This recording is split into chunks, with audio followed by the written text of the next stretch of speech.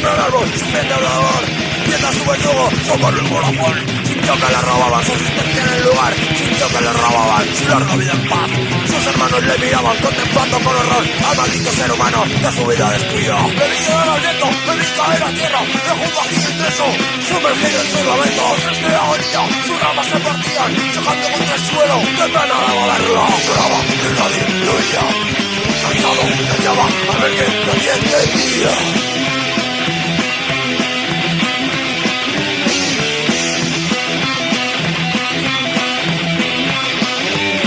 Qué triste pensar que todos morirán, difícil de olvidar su belleza natural. Viviendo en un árbol muerto, la tristeza me invadió.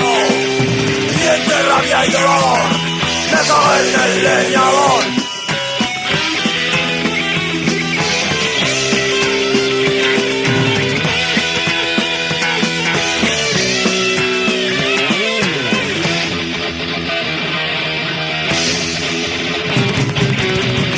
Ya no miran y piensan con temor que llega un nuevo día y aparezca el leñador. El imbécil nada entiende de belleza natural y es capaz de por dinero a la tierra reventar.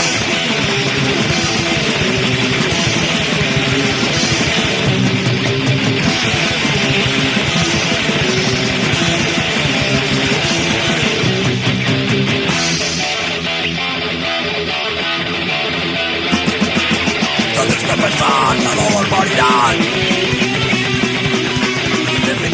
su belleza natural. Esta historia muy mal acabará.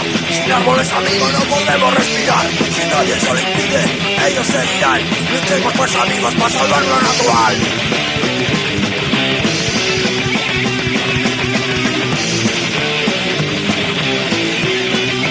No más árboles muertos.